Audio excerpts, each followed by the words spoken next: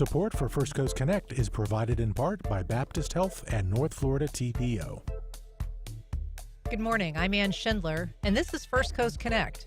Today, existing public schools across Duval County may soon have to make way for more than 24 incoming charter schools. We talked to a local education reporter about how a new state law could impact traditional public schools and impact an already strained district budget. Later in the program, NPR host Ayesha Rascoe talks about the future of public broadcasting and the historical significance of HBCUs. But first, at a time of great disruption in traditional public education, a new state law promises to accelerate that change. Here to tell us more is Megan Mallicoat, education reporter at Jacksonville Today. Good morning, Megan. Good morning, Ann. Glad to have you here, Megan. You've been reporting on this, and there are some big changes just in the past couple of weeks. Catch us up on what has happened just in September and October when it comes to charter schools in the state.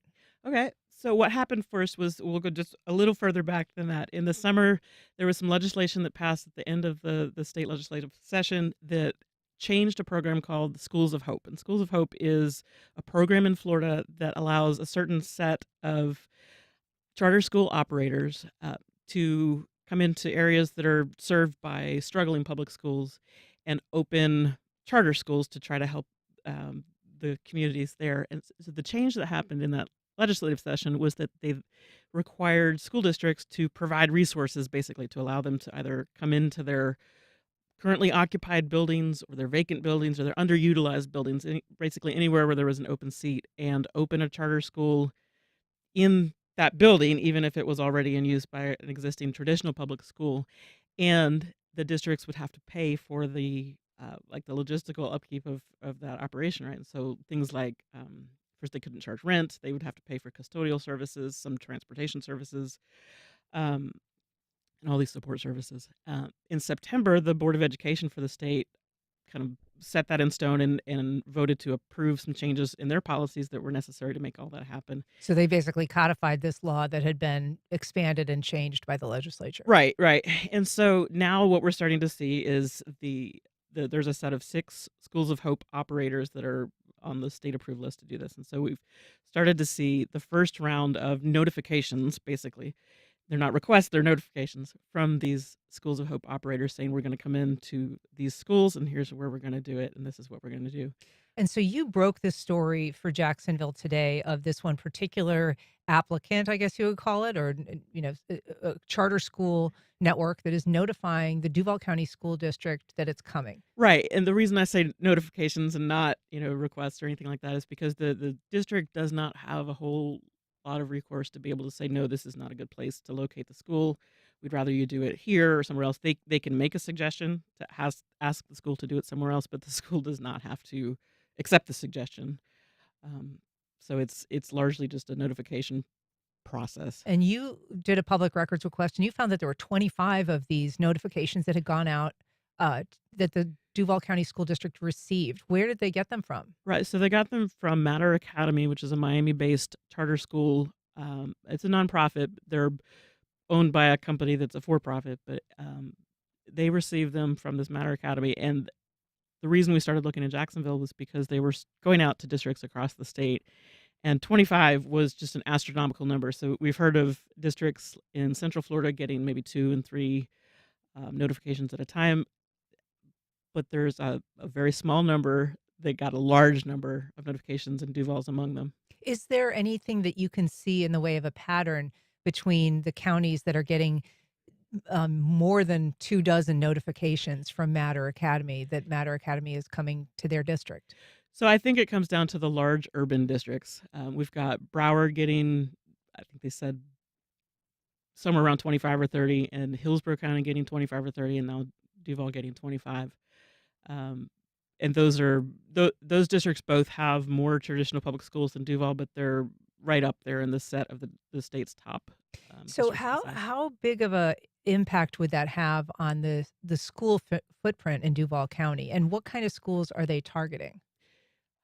I think that it's hard to say exactly what the impact would be at this point, but we can speculate some possibilities just based on the numbers that it would change. And so Matters notices specify that if you add them up, they had an attendance or an enrollment projection for each school. If you add them up, it's about 11,000 students, which is a lot of students. The district enrolls about maybe 10 or 110, 112,000 in its traditional public schools already. So that's a fairly significant chunk of its enrollment.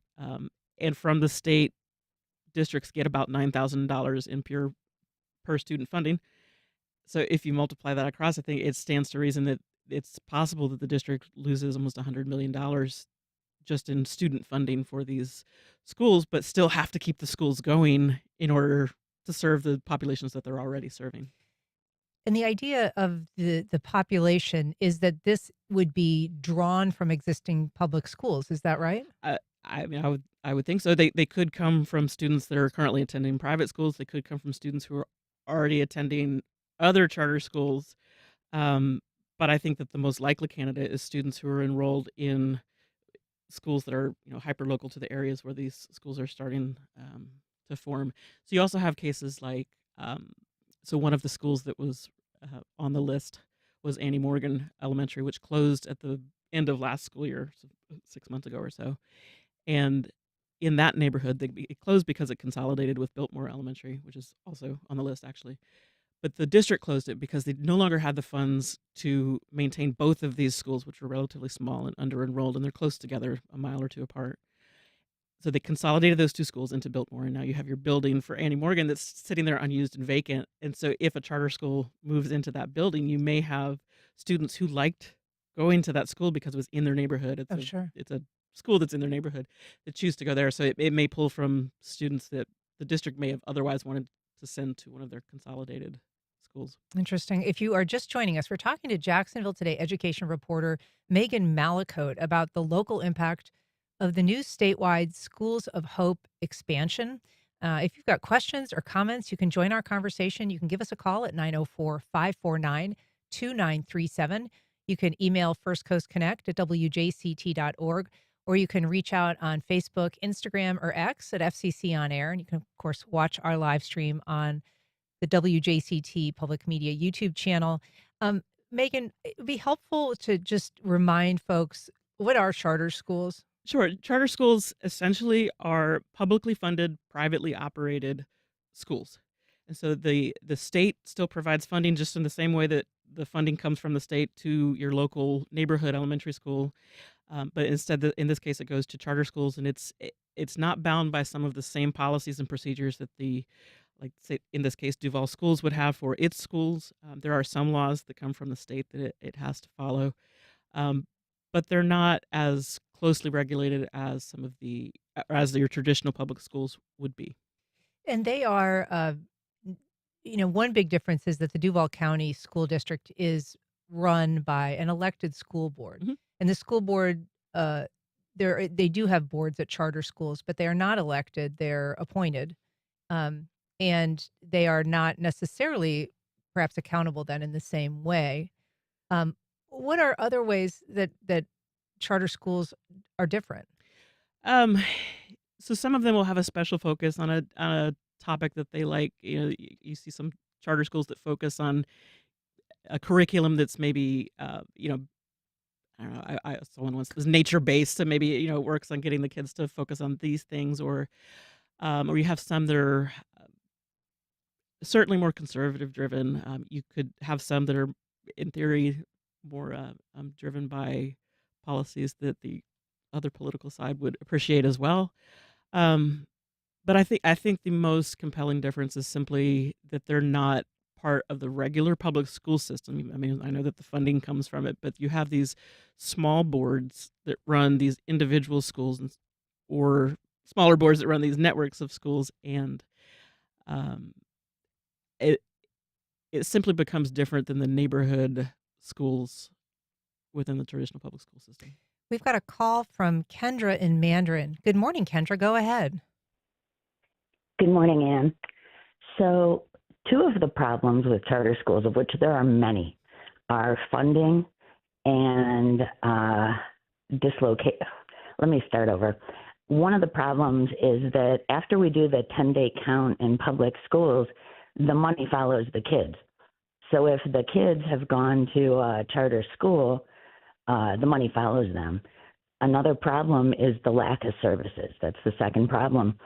Charter schools have very little accountability. That's a third very serious problem. And if the kids are not getting the gifted special needs or other services that they require, or for any reason are dissatisfied, when they return to the public school, those funds do not follow them back. And so we kind of have a revolving door with the kids, but not with the funds. So we're losing a lot. They don't follow them back that school year, but I would imagine the following school year, they would certainly follow them, The yes? following school year, it could, but you're absolutely right. Is it so? If you think of that, we have this system in society where all school or all students, all children education is a right, right? So we guarantee that children can have education, but the public school, the traditional public school system, is like the foundational side. So if they might go to charter school, but the charter school has ways of not, if the kid doesn't fit their model, they can choose to not enroll them. Private schools obviously don't have to pick any student that they don't want to. Public schools are the foundation that is obligated to educate any child, no matter what the special differences or difficult circumstances are. And if a child does go to a charter school, and you do the 10-day count, and so the money then is sent to the charter school. The 10-day count being like at the start of the school year. At the start of the school year. I think they also do it then again after the holiday break in the middle of the school year. But then so you are potentially left with a situation where the student then re-enrolls in the public school system and has to be educated because the public school system is obligated to do so. But then the money actually went to the other school, and they don't get it for that child for an extended period of time. I mean, one of the things in terms of the money and that you have reported on in Jacksonville Today is the fact that this law requires schools, as they accommodate the charters, to potentially provide services for those co-located schools. And that could include everything from custodial services to busing to cafeteria services. So it's possible that the money could follow the student from the traditional public school to the charter school that's co-located there, but the traditional public school would still be paying all of those costs for that student. Yeah, and I think that there's a lot that's still somewhat unclear as to how this would even work, because if you think of something like transportation, the state doesn't fund transportation at 100%. It funds it at about 30%. And so is the district then going to be on the hook for busing these kids that aren't even enrolled in their actual schools for the additional 60%? I don't know. That's We've got a call from Yasmina in Arlington. Good morning, Yasmina. Go ahead. Hi, good morning. Thank you so much for covering this bad policy, bad legislation. I just wanted to reference that this is a complete hostile takeover to our public schools, our traditional public schools, our charter schools. I like to call them as squatters is what they're going to try to be doing in our traditional public schools. And I just want to remind the community listening to this that we really need to come together and combat this really bad legislation the same way we did when there was the AP funding cuts. People need to be emailing their state legislators, and they need to be emailing their board members. We all have a collective responsibility in ensuring that every student has access to education. Thanks, Yasmina. We also have a call from Tom on the west side. Good morning, Tom. Go ahead. Good morning. Yes, I think this thing is ridiculous. It's just an illegal subsidy of one school that favors it over all the others that are going to have to be making all the payments for rent and utilities and everything else. The only thing this school is paying for is staff. And yeah, hopefully the other charters that compete with this one will sue and maybe get this changed, because, like I say, it's absolutely ridiculous. Thanks, Tom. Megan, somebody had quoted in one of the stories on this in another publication, someone comparing it to as if Lowe's had to allow Home Depot to come in and, pay for their rent and sell their material from, but in terms of the money, right now the school district is facing something like $100 million shortfall. And they've been doing this this very difficult and painful process of closing and consolidating schools because they're trying to save money.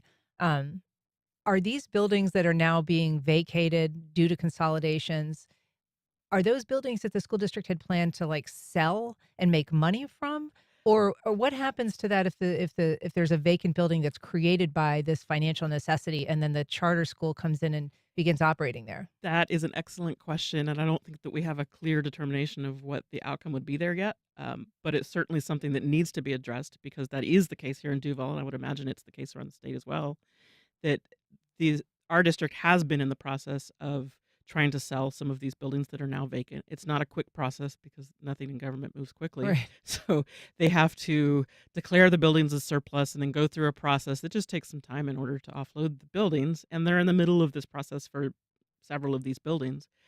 Um, so I honestly don't know if this means that they have to put that process on pause and allow Matter to come in and open a school in these buildings that the district had already deemed were not in good shape and not worth renovating, too expensive to continue to operate.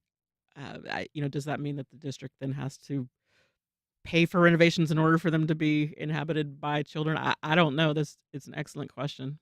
There's another question that's been raised in terms of, school districts that are growing, which is not really the problem that Duval has had as much. But, there are a lot of counties that are experiencing a lot of growth. If a county builds a school and it's not fully at occupancy, and therefore it's not counted as a fully occupied school, which opens it up to this schools of hope um, possibility. Is it possible that a school is kind of built in anticipation of a growing student population, that it could be kind of co-occupied by a charter school until that happens? I would think so, the way that the legislation reads. But again, that's a great question too. So we saw our neighboring county in St. John's, who's an example of a very fast growing county. They received one letter from Matter Academy to use the building. I believe it was First Coast Technical, and would that be something that they would, St. John's doesn't often build schools that then have all this extra space in it because of their overcrowding problem, but I suppose that in theory it could. The law requires the districts to send out a report at certain time intervals saying where their extra space is, and so that these schools of hope operators can like sign up for it, I guess. So I don't, in theory, it could. Part of this expansion, I mean, the idea behind the original Schools of Hope was, as you said, to kind of go into low performing districts, provide options for parents, an alternative of some kind, or perhaps a focus that would, allow some kids at those underperforming schools to find a niche that allowed them academic success. One of the things that changed in this last legislative session was sort of a broader definition of what constitutes a school, that a school from Hope can kind of move in and operate alongside. Right. It's if you look back, so the program started about a decade ago, a little less, with $140 million influx of cash to provide extra funding to schools that needed it in these certain areas that needed help. So at first it was also open to public schools. And so if you look into Jacksonville, there was some school in Arlington that applied for these grants, basically didn't receive it. But now you have a School of Hope operated by Idea Public Schools that's literally just down the street from where this elementary school was. And I mean, I suppose that it makes sense to want to provide some extra funding to these schools that need help in these areas. But the process and the procedures have shifted away from that model towards a model that's simply charter school operators. We have a question from Anita on Facebook. She's saying, appointed members of boards of charter schools. Is this information available to the public? The membership, the board membership of a charter school, like a public school, is publicly available. They're not always necessarily a close. They sometimes are managed on a regional basis. Sometimes. And so charter schools, because they are publicly funded, are still subject to the same public records laws that our government entities and public schools are. However, because they don't run through the same system through the district, it can be much more difficult to get the records. They're not. Well, it's difficult to get the records from the district anyway. I mean that's true. Yes. As you found. Yes. So even a layer even more difficult beyond that.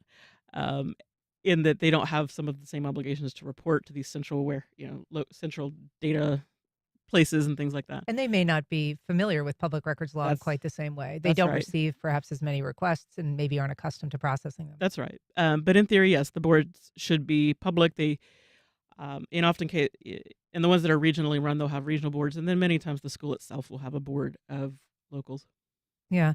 Ricardo emailed, this is just the last step in the long path towards privatization of public goods and services. Teacher unions and everyone else who is paying attention pointed this out when they started passing charter school and school choice laws.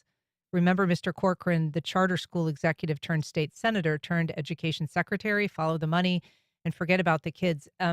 Megan, there is, a money aspect to this because, as you said, a lot of these charters are operated by nonprofits, but often those nonprofits are operated by for-profit entities that are often making a substantial profit through the essential privatization of public education. Right. So that creates an interesting trail of money to follow. In this case, Matter is part of a for-profit company called Academica that has been around about about the same amount of time of Florida school choice programs in the state. It was founded right in the late 90s. And so it certainly creates some interesting financial transactions to investigate. And not always easy to trace No. as like a lot of, you know, activity in the sphere of public financing of campaigns and such. A lot of that money is dark money. A lot of that money is moved through various entities, and it's a little hard to track. Right. So you see things like donations from some of the companies moving to some PACs, moving to other companies moving back to PACs and candidates, and it does create a very circular trail. I want to ask you about the projections for growth that Matter has put forth in some of these districts where they've said what their expectation is within a 5-year period. It would suggest, at least in some districts, that their projections would be to basically absorb the entire population of the school that they are co-locating in. So in essence, that they would begin operating in a school and within that 5-year period, at least have that same number of students that are currently in that school. Right, or certainly they would have maybe more than 50% of the students that are using the resources in that school. So when it comes time to sharing things like the cafeteria and the gym and all these other resources that are like common areas to the students, that the public school, the traditional public school, is supposed to share equally with the charter school. If they actually have more students enrolled, then I'm not sure what that does to our kids in traditional public school. But yeah, their projected enrollment numbers are quite high and compared to the overall capacity of the buildings. In addition to following your great reporting on Jacksonville Today, what do you think parents should be paying attention to in this conversation? I would look to this, the list of schools, which we have on Jax Today in our original article about it, the list of schools, and it's quite possible that a school in your area is impacted, and that would, of course, impact the way that your children are. Yeah. And you also, point out where those schools are and, the fact that they would largely impact north and northwest side of the district, which is important to note. There's a lot there. Megan Mallicoat, you're doing great reporting as usual. Thanks so much for coming on today. Thanks, Ann. All right. Up next, we've recently had a chance to sit down with Weekend Edition Sunday host Ayesha Rascoe.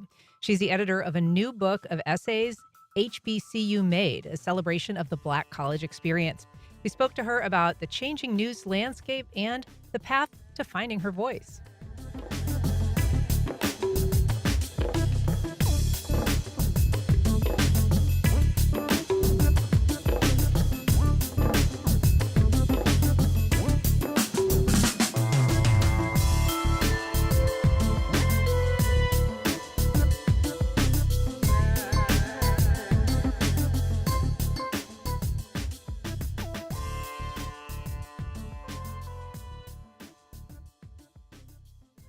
Welcome back. My next guest covered energy policy during the Deepwater Horizon disaster, worked as a White House correspondent during 3 presidential administrations, and has served in multiple roles since joining NPR in 2018. She's currently the host of Weekend Edition Sunday and Up First. Ayesha Rascoe, thanks so much for joining us today. Thanks for having me. So I understand that you began your move into journalism, or at least thinking about moving into journalism, at a fairly young age. I'm curious how the career that you have today compares to what you thought it would be like. I did start, I'm like one of those weird people that knew what I wanted to do probably from middle school on. I knew I took an aptitude test and it said I would be good at journalism, and the light bulb just kind of went off and I said that's what I wanted to do.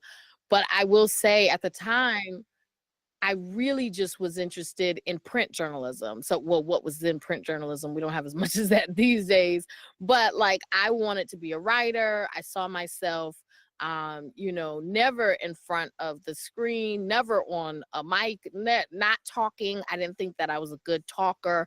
I thought I was a much better writer. And that's what I saw for my career. Obviously, it has taken a much different path than I ever imagined, but that was my thought. So yeah, I've wanted to be a journalist pretty much, almost my whole life at this point. And I went to college for it and I got it. But, over time, I began to do things that I didn't know that I would do when it comes to broadcast journalism. And so you've done hosting on a few lighter programs on NPR as well, including It's Been a Minute. You've kind of been a guest, I guess, on Pop Culture Happy Hour, but that's sort of like hosting in a way. How does it compare to reporting? Has it been a kind of a natural progression for you? I think that it has been a sort of a natural progression, but it is different. With reporting, you're really out there on the ground. You're, collecting the tape. Sometimes, a lot of times, you're out there by yourself. When I covered the White House, so I'm, running behind the president and trying to get the tape and running back and sending it to the White House radio pool, which is how you get all the audio up for everybody that's not able to be in the room with the president. And so like it's very like on the ground and visceral. Whereas when you're hosting, it's even though you do go out and you do trips and stuff, a lot of the times you're in the studio and you're kind of bringing people in. And I look at hosting as really like bringing someone into my home if NPR was my home, right? Yeah. You're bringing them in and you're kind of guiding them along and you're giving them a tour of the world and what's important and what you think they should know, but you're trying to like hold their hand as you do it. So through the sad things, through the serious things, and through the, things that are a bit more fun. So you're kind of trying to guide them through it all and just letting them know that you're there with them, they're not alone. You've kind of known for this upbeat and very joyful delivery on the programs that you host, and it's kind of a departure from the ordinary radio voices I think a lot of people are used to. But there's been a fair amount of attention to your voice, and there's a lot of people that feel that it's really opened up the field. A lot of reporters who say that it's helped them find their own voice.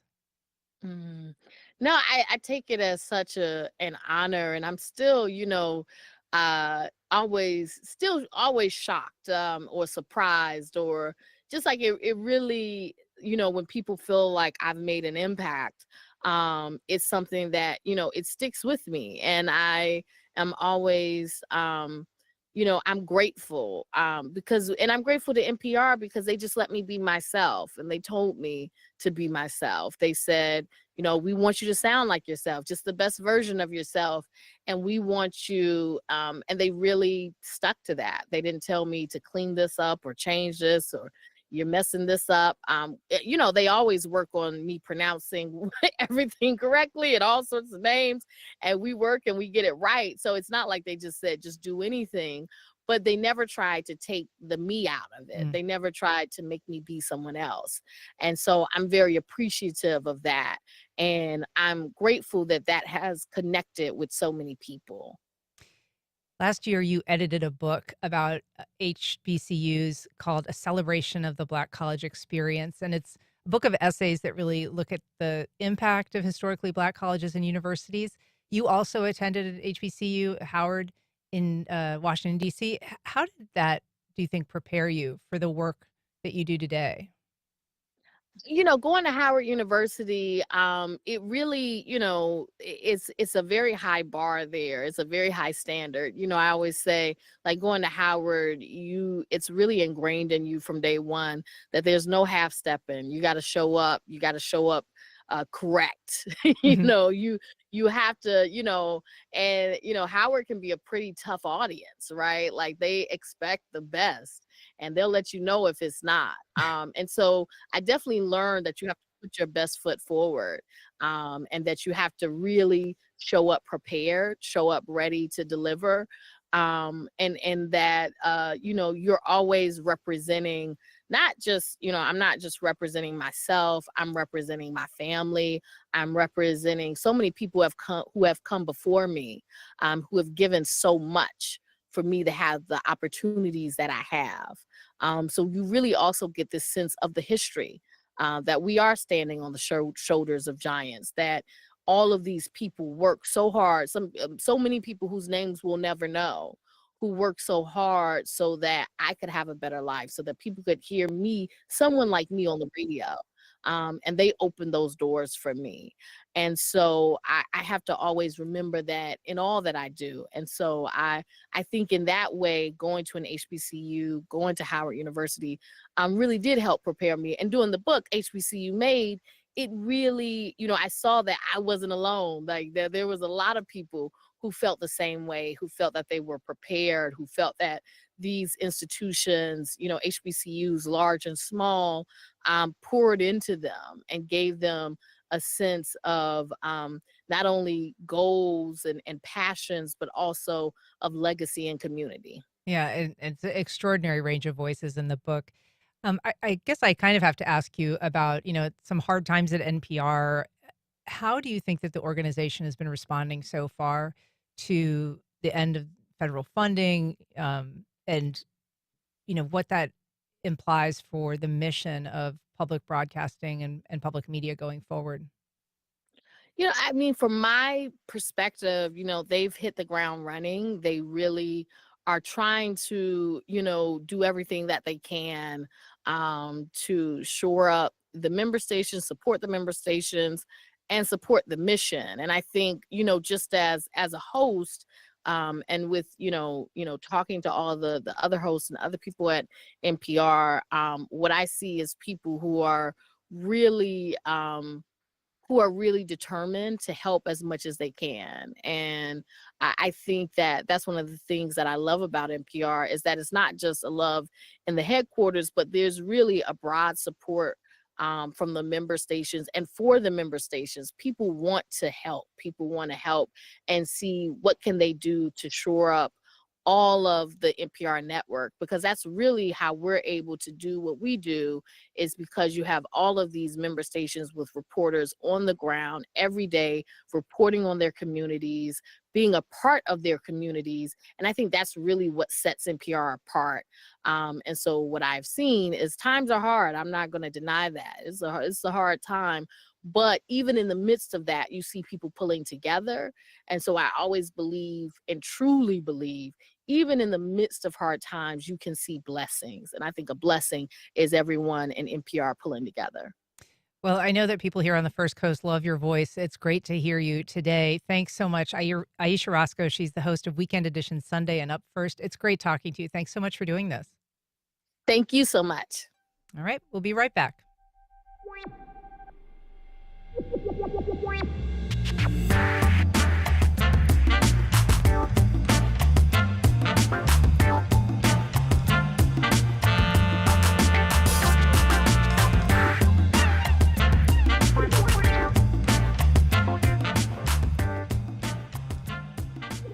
Welcome back. Well, for some, learning to be a leader requires a lifetime of experience, but a local program aims to impart some key lessons early. Here to tell us about a leadership program targeting tweeners to young teens is Jason Peoples, the executive director of the Jacksonville Arts and Music School, which runs the program. Good morning, Jason. Welcome back. Good morning, Ann. How are you? I'm well. We're also joined by Jessica Lumpkin, the school's director of mental health outreach and engagement. Good morning, Jessica. I know it's a long title. I Good know. morning. And it's a Monday, fully. Yes, that All right. part. We're also joined by Roy Harvison Jr. He is the winner of the What a Leader competition in 2024 and a student at Rains. Good morning, Roy. Good morning. Good morning. And Roy, congratulations. We should say, so you won in 2024 in this program, What a Leader. You are, for those watching our live stream, wearing the What a Leader jacket, which was one of the things that you won in this competition, and looking very handsome. But tell us about this program, why you chose to get involved in the first place, and then, what winning it meant to you. I chose to join with the leader for the leadership abilities that it brought me. the Confident Five, and actually meeting Miss Lumpkin. I met Miss Lumpkin in 8th grade, Mhm. and we met up again in 9th grade for this program. Winning this program was a lot to me. It really put my voice out there of my leadership abilities and the things that I can do to really help the community, be an advocate for the youth, and just show my leadership abilities. And you mentioned the Confident Five. That's sort of one step in this process. Jessica, this is a competition, as we said. Yeah. What is the Confident Five? How were those qualities assembled and decided on as like priorities? Yeah, so the What a Leader program is a youth competition and program. And so myself and my colleagues, we go to different schools and different organizations around Duval County, and we teach the 5 competencies, which we call the CPR. We're kind of reviving social skills because we're getting a lot of lost in kind of like the phone technology, not being able to exhibit and have a conversation face to face. Mm-hmm. So within round 1, which is what we're going to be talking about on November 5th, where students will have to compete, we hyper focus on confidence. So being able to go to a stranger and talk and introduce yourself. So the Confident Five is a firm handshake, eye contact, name exchange, and a meaningful conversation, and then closing out that conversation to bridge a conversation or a relationship in the future. And so we teach them the importance of that, which is the essential steps of networking. I mean, it sounds like sort of basic stuff, but it's so important, Mhm. and actually giving kids the steps to go through. This is what the handshake should look and feel like. This is what it means to make eye Yes. contact. This is what it means to sort of have a meaningful exchange, saying all the right things. Yeah. Yeah. Yeah, so it's real important. There's a lot of studies showing that a lot of college students are getting, fired and not being able to move forward in their career because of the lack of communication skills. So us starting with the students from 6th to 9th grade really help us focus and help them understand the importance of it. So as they start building their academic career and then furthermore into their actual career, they're able to have those foundational skills. Yeah, Jason, tell us about that. I mean, obviously the focus of JAMS, the Jacksonville Arts and Music School, is arts and music, right? And also helping kids who have those skills convey them and present them in a way that has some of these same elements. But leadership in particular, why is that something that you all wanted to really drill down on? Yes. So our mission is to empower the creative leaders of tomorrow, and a lot of people kind of miss that about us in the scheme of things with it being an art school. But we really wanted to drill down on that in 2021, particularly coming out of a very isolating period, and during the boom of social media. We saw a need for our students to understand how to re-engage with community, with people and individuals. But more importantly, we wanted to draw, no pun intended, draw a connection between arts and leadership and allow for our students to be able to understand that it's more than art, right? You have to be able to sell that art. You have to be able to sell yourself to individuals. And as we continued that conversation, we found that this was something, again, that not only our students needed, but our greater community needed. So we just started to partner with Kids Hope Alliance in the city of Jacksonville, to make sure that we could take these programs to not only the public school system, charter school systems, but also the out of school time programs as well, to give them the leadership training and the opportunity to win the gold jacket that Mr. Roy has on right now. Yeah, and those leadership skills, I mean, I think, people often think about artists as if they're operating in this little isolated silo where they're just doing their work. And the one thing that the school does is, try to convey to students that there are a lot of opportunities that are arts related that are not that, that are really much more about presenting and interacting with people, whether it's in school environments or corporate environments. And so it's the latter that this program also kind of makes students prepare for in a very specific way, being in a corporate setting, presenting well. Can you talk a little bit about that? Because that is also one of the stages that Y- the kids have to go through. Yes, I think it's important to know again for us particularly. It's important because right now I have 2 young ladies that are at the University of Florida, and they were in our combo one band. Had never played piano before, and Mr. John Lumpkin, who has happened to be the husband of Miss Jessica Lumpkin, who's here today, mentored them. And they are not at the University of Florida for music. They're there to be anesthesiologists, right? And then I have another young man who's at JU right now, Mr. Jahari Washington, who's there to be information technology guy. He always talked about AI when he was with us and talked about how AI is going to take over the world. So we're going to look for him when AI does. But just showing that connection between the two worlds, and showing that even from an artist standpoint, it does not always mean that you're going to go off and be a great artist. Sometimes you're just going to go off and be a great leader. But what is that? What does that mean? One of the things that we always point out, or one of the data points that we always point out, comes from the Aspen Group Leadership Development Index. And it states that 32% of students don't even receive leadership training before age of 25. And half of that receive it will do something of significance. So only 16% will do something of significance. So it's really important that we not only show our students the importance of leadership, but how to exercise that leadership at the next level. And Roy, one of the things that you had to go through, in addition to presenting this Confident 5, you have to do some real world kind of role play, showcasing problem solving, public speaking. So how did you choose the topic you wanted to present around, and how did you present in a way that you think made the judges select you?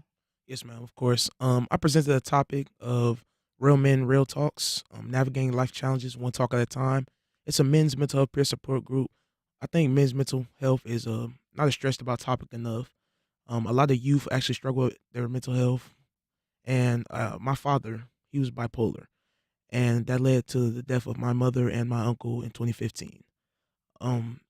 He had an episode that caused a lot of damage to friends, family, and associates. And I just don't want that to happen to the next person. So sorry to hear about that and your Yes, ma'am. family. And so men's mental health was the subject that you chose to present on, and obviously really dazzled the judges. Yes, ma'am, it did. Yeah. And so tell us about what it was that you won in addition to the gold jacket. In addition to the gold jacket, I won a $5,000 scholarship and a $1,000 cash prize. And so how has that enabled your planning for the road ahead? Because you're just a sophomore now at Rains. Yes, ma'am, of course. It's enabled me. I really do want to start this program that I think it'll really help the children of the future and the teen of the future. I plan to start it as a club in the school system first. I plan to speak to my principal soon, that I can have a meeting with DCPS so I can get it really started in all schools. And hopefully I have a sponsored teacher in my school, Mr. Caldwell. He will help me present this idea to Mr. Hall so we can get it started. And then by the time I turn 18, it can be a real established business that can help adults Yeah. and those pre-adults, some 18, 19-year-olds that really need it. You're a very impressive kid, Roy. So, Jessica, what do you want people to know about what's upcoming in November? So November 1st is round one of the competition, where we talked about the Confident 5, where students will actually have to communicate and have meaningful conversations with different business leaders, business organizations, and they all come together to network with the over 50 students that we've chosen all over from doing those different individual school trainings. And those 50 students will compete in round one to compete for Yeah. that, to move on to round two. All right. Well, it is a cool program. People could find out more information at jamslife.org/waterleader. All right. Jason Peoples, Jessica Lumpkin, thank you for being here. Roy Harbison Jr., congrats and best of luck to you. Yes, ma'am. Thank you very much. Thank you. Thank you. All right. Up next, an artist, oncologist, pilot, author chronicles his kaleidoscopic life in a new memoir.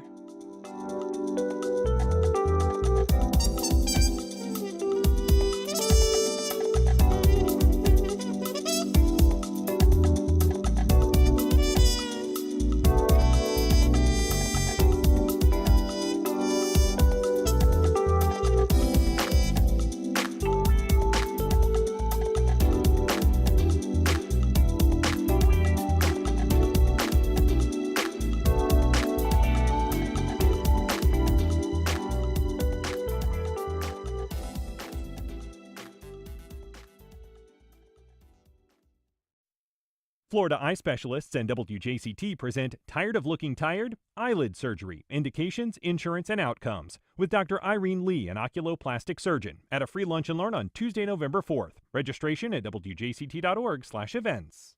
Terrell Hogan Law. I'm Wayne Hogan. Highway, hospital, home, work. Where injuries happen can make a difference in the law and the outcome. More at TerrellHoganLaw.com. Get ready for a magical family movie night at WJCT Studios. On October 29th, we're screening the Halloween favorite, Hocus Pocus. Doors open at 6:30, films at 7. Join us for a night full of spells, laughs, and the unforgettable Sanderson sisters. We'll have popcorn and concessions to keep you fueled for the night. Tickets at wjct.org/film. This Halloween classic is pure magic. Texas and Florida are considering slashing property taxes or eliminating them altogether. You buy a home, you pay off the mortgage, and yet you still have to write a check to the government every year just for the privilege of living on your own private property. Is the property yours, or are you just renting it from the government? But if property taxes go away, what happens to schools and services that those taxes pay for? That's on the next On Point. Today at 11, here on WJCT News 89.9. Notable Republicans, including lawmakers, have recently been tied to group chats and text threads praising Nazis and racism. Meanwhile, the Trump administration moves to designate Antifa and Black Lives Matter as terrorist organizations. How is the administration drawing a line between hateful speech, violence, and political dissent? That's next time on 1A. Today, starting at 10 on WJCT News 89.9.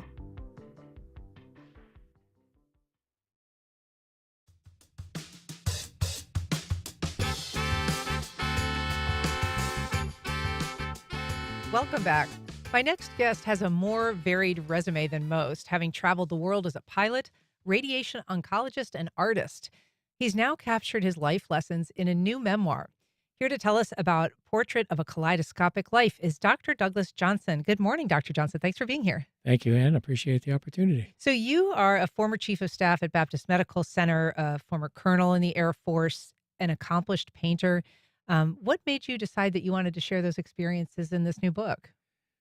Well, Ann, it actually started several years ago by a patient pulling me aside and saying, Doc, you really have kind of a strange and interesting life. You ought to write that stuff down because people aren't going to believe it. Yeah. So that planted the seed. And then many years later, I more recently have been giving a lot of lectures to students in high school and some gifted programs through something called the Joe Berg Society. And I've noticed that there's a disconnect in a lot of students today in that in our day, let me back up, in our day, when we wanted to do something in life, we basically just kind of threw our hat in the ring, did it. If it didn't work out, we switched to something else. No harm, no foul. But today I noticed a lot of students get so upset about possibly making the wrong choice. They're so inundated by social media and they're so afraid to make a wrong choice. They're not making any choice at all. And they're sitting by the sidelines. And certainly my life, hopefully by example, shows that there's no easy path. And there's fits and starts. It's 2 steps ahead, 1 step back. Whatever you think you're going to be doing today may be completely different tomorrow, but that's okay. And so the book, I decided the time to put it out was now, because it's meant to be a reassurance to several groups of people, not just the kids who are trying to figure out what to do in life, but even professionals who are, they think they're trapped into one thing, even though they're not happy. And my thrust is, look, I did many different things. I started off in completely different fields and ended up completely different areas that I thought I was ever going to be in. And so what is it, do you think, that other than, not being tied fast to a specific destination or a specific set of goals, what allowed you to do that and to cast such a broad net in the things that you were doing? Because they really are all over the place in terms of, being artistic, some very scientific, some very regimented, like serving in the Air Force. Well, it all ties together. And it's amazing, actually. In fact, the reason the book is called Portrait of a Kaleidoscope Life is really a kaleidoscope kind of captures what goes on for all of us. I mean, you look through a kaleidoscope when you're a kid and you see different pretty colors and what have you and different patterns. You look away just for a second and look back in it, and it's different. It's the same kaleidoscope, same elements. But life is like that. You just step away for a minute. When you come back, things have changed a little bit. And that's okay. And one thing leads to another. I started off in life not even wanting to necessarily be a physician. I wanted to be a pilot. And I grew up in the the era of NASA going to the moon and everything. I really wanted to be an astronaut. So, and so that's what led to, well, how get best to be an astronaut? Well, maybe I need to learn to be a pilot.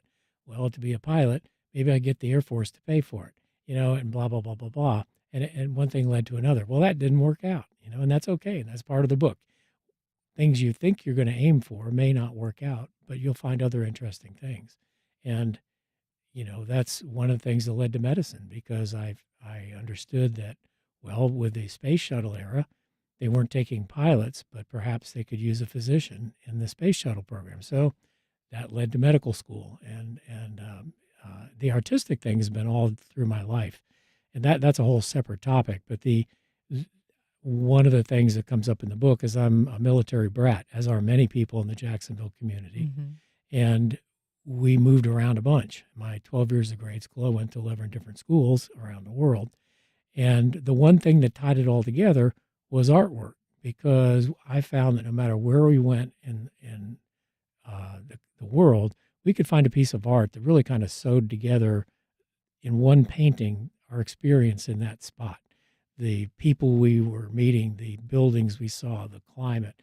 And even today, there's a painting that hangs in my house that's over 60 years old we bought from a roadside vendor in the mountains of Spain when I was a little kid. And that, to me, encapsulates all of our experience in Spain. So as we moved around from place to place, I decided to start capturing my experiences in painting, and that's how I got into landscape painting. And so for people who are watching our live stream, we are showing some images of your work, and your style. And I think you say in the book you're influenced by the Impressionists. There is sort of an echo of that. You're a very skilled artist. I wonder if that was sort of your way of journaling, or if you actually did keep a journal during all of this time, because there's so many memories in this book, and obviously you've done so many things. Did that help you? Well, I can't say that the art is journaled in per se. I mean, I do capture places we've been and scenes and moods and that type of thing. Interestingly, the ability to write the book came about because I was a military brat. Because we moved so frequently, it's very easy for me to pin down where I was based on a year. So I could go back, and actually the framework for the book only took a few days to put together, because all I had to do is fill out the timeline. Then I filled in memories. And as you know, when you start writing one thing, and memories of 5 other things start coming out. Dr. Douglas Johnson, thank you so much for being here. The book is called Portrait of a Kaleidoscope Life. Appreciate it. Thank you very much. And thank you for listening. Join us tomorrow when we talk to the reporter behind a previously unreported story of an attempted assassination of Martin Luther King Jr. in St. Augustine. I'm Ann Schindler. You've been listening to First Coast Connect on WJCT News 89.9.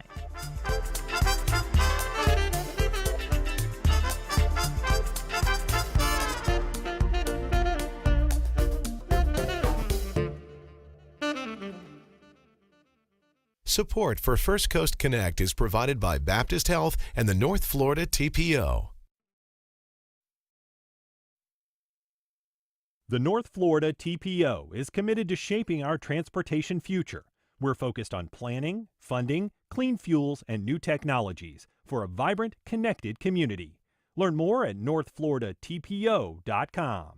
Baptist Health is a proud supporter of First Coast Connect. Baptist Health, committed to building a healthier community for all of us. More info at 202-4YOU or baptistjacks.com.